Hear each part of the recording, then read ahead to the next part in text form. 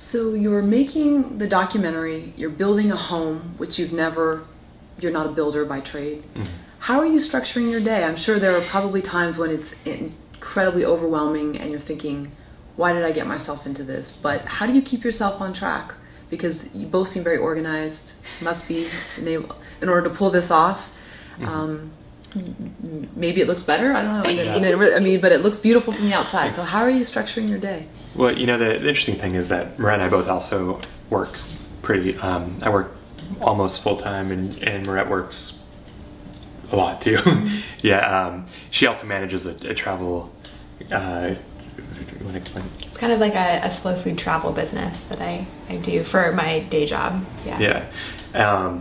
Which is not a very straightforward, you punch in, punch out thing. So she's always answering emails for our project, for that business, and for other things. And I work from home as a graphic designer and programmer too. So it can be kind of hard to keep those various things and together, because the building the house, like you said, and doing the film are two very separate things and different kind of parts of the brain, and they both, either one of them would have been one of probably the hardest project I ever took on, but together it was really intense there for a while. Now luckily we're just focusing on the film, and that's been great, but we've also been focusing a lot more on it, so it's a lot more intense in the post-production process. So I don't feel like we slowed down at all, but it's been going good. Yeah. I mean, I don't think there's really necessarily been any method to sort of how we've done it. I mean, it feels like, I know,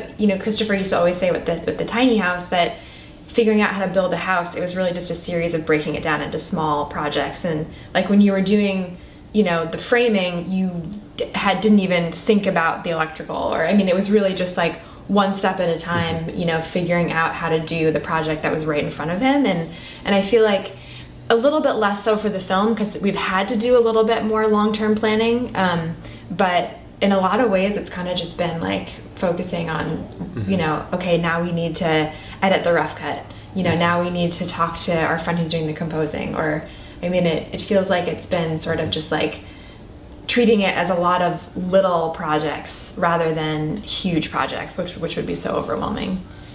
Yeah, I think that's actually very much true. I think a lot of people don't even start. There's probably people out there who want to make a film, or maybe want to build a tiny house, but they don't start because they see the project as a whole.